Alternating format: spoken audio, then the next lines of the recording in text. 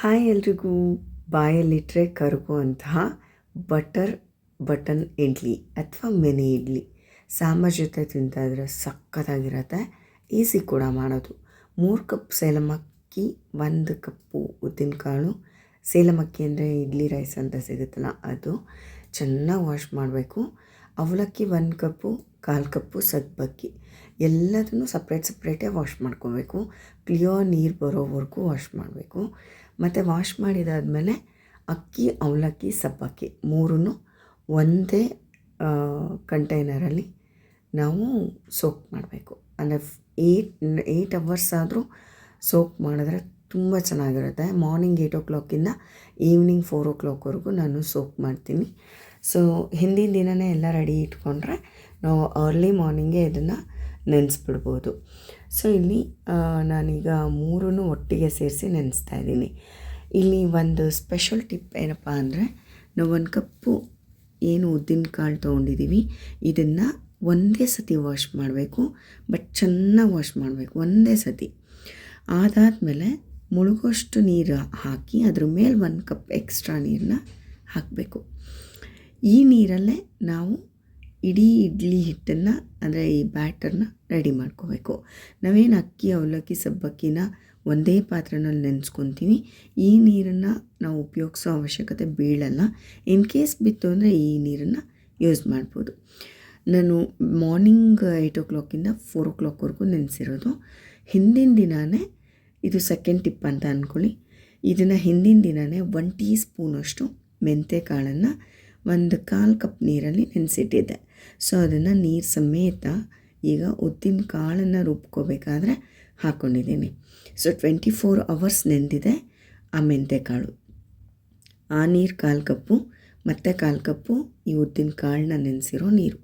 ಇದನ್ನೆರಡು ಸೇರಿದ್ರೆ ಅರ್ಧ ಕಪ್ ನೀರನ್ನು ಹಾಕಿ ನಾನು ಇಷ್ಟು ಫ್ಲಫಿಯಾಗಿದೆ ನೋಡಿ. ಇದು ತುಂಬ ಏರ್ ಸೇರಿಕೊಂಡಿದೆ. ಈಗ ತುಂಬ ಚೆನ್ನಾಗಿದೆ. ಈ ಥರ ನೈಸಾಗಿ ಗಂಧ ಥರ ನಾವು ಗ್ರೈಂಡ್ ಮಾಡ್ಕೋಬೇಕು. ಇದನ್ನು ಒಂದು ಕಡೆಗೆ ತೊಗೊಂಡಾದ್ಮೇಲೆ ನಾವೇನು ಉದ್ದಿನ ಕಾಳನ್ನು ನೆನೆಸಿಟ್ಟಿದ್ವಲ್ಲ ಆ ನೀರಲ್ಲೇ ನಾವಿವಾಗ ಅಕ್ಕಿ, ಅವಲಕ್ಕಿ, ಸಬ್ಬಕ್ಕಿ ಏನು ನೆನೆಸಿದ್ವಿ ಅಲ್ಲ ಅದನ್ನು 2 ಬ್ಯಾಚಲ್ಲಿ ರುಬ್ಕೋತಾ ಇದ್ದೀನಿ. ಸ್ವಲ್ಪನೇ ನೀರು ಸೇರಿಸ್ಕೊಂಡ್ರೆ ಸಾಕು. ಗಟ್ಟಿಯಾಗೆ ರುಬ್ಕೋಬೇಕು. ಯಾವ ಕಾರಣಕ್ಕೂ ಹಿಟ್ಟನ್ನು ತುಂಬ ತೆಳು ಮಾಡಬಾರ್ದು. ಕನ್ಸಿಸ್ಟೆನ್ಸಿ ಪರ್ಫೆಕ್ಟಾಗಿದ್ದರೆ ಮಾತ್ರ ಇಡ್ಲಿ ನಾವು ಹೇಳ್ದಂಗೆ ಕೇಳುತ್ತೆ. ಸೊ ಇವಾಗ ಸೆಕೆಂಡ್ ಬ್ಯಾಚ್ಗೆ ಉಳ್ದಿರೋ 1/4 ಕಪ್ ನೀರನ್ನು ಸೇರಿಸ್ಬಿಟ್ಟು ಚೆನ್ನಾಗಿ ಗ್ರೈಂಡ್ ಮಾಡಿದ್ದೀನಿ. ನೈಸ್ ಪೇಸ್ಟ್ ಆಗಿದೆ. ಸೊ ಇದು ಇಷ್ಟೇ ಕನ್ಸಿಸ್ಟೆನ್ಸಿ ಇರಬೇಕು. ಎಕ್ಸ್ಟ್ರಾ ನೀರು ಸೇರಿಸ್ಬಾರ್ದು. ಸ್ವಲ್ಪ ಜಾರ್ ವಾಶ್ ಮಾಡಿದ್ದಕ್ಕೆ 1/4 ಕಪ್ ನೀರನ್ನ ಸೇರಿಸಿದ್ದೀನಿ.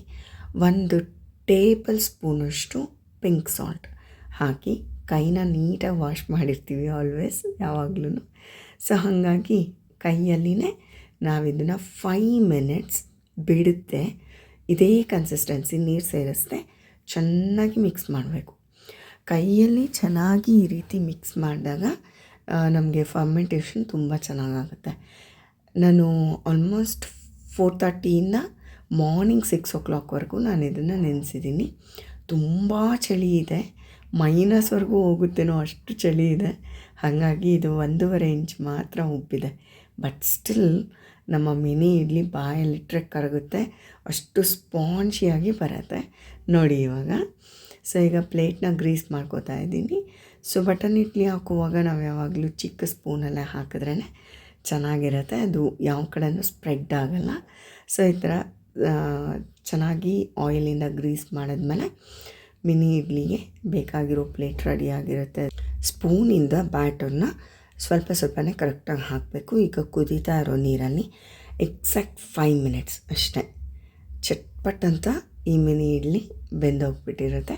ಎಷ್ಟು ಸಾಫ್ಟಾಗಿದೆ ಅಂದರೆ ಬಟರ್ ಫೀಲ್ ಆಗ್ತಾಯಿದೆ ನನಗೆ.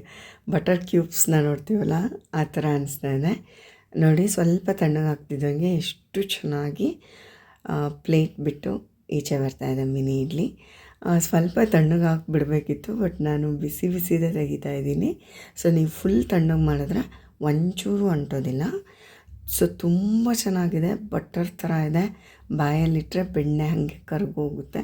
ಸೊ ರುಚಿಯಾಗಿರೋ, ತುಂಬ ಸ್ಟ್ರಾಂಗಾಗಿ ಉಪ್ಪು ಖಾರ ಹುಳಿ ಎಲ್ಲ ಸ್ಟ್ರಾಂಗಾಗಿರೋ ಸಾಂಬಾರನ್ನ ಹಾಕ್ಕೊಂಡು ಮೇಲೆ ತುಪ್ಪ ಹಾಕ್ಕೊಂಡು ಈ ಒಂದು ಬಟರ್ ಇಡ್ಲಿನ ಮಿನಿ ಬಟನ್ ಇಡ್ಲಿನ ತಿಂತಾಯಿದ್ರೆ ವಾವ್ ಫೀಲ್ ಆಗ್ತಾ ಇರುತ್ತೆ. ಈ ವಿಡಿಯೋ ಈ ರೆಸಿಪಿ ನಿಮಗೆ ಇಷ್ಟ ಆಗಿದರೆ ಪ್ಲೀಸ್ ಲೈಕ್ ಮಾಡಿ, ಶೇರ್ ಮಾಡಿ, ಸಬ್ಸ್ಕ್ರೈಬ್ ಮಾಡೋದನ್ನು ಮರಿಬೇಡಿ. Thanks for watching.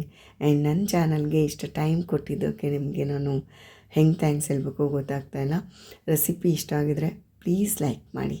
Thank you so much. Thanks for watching.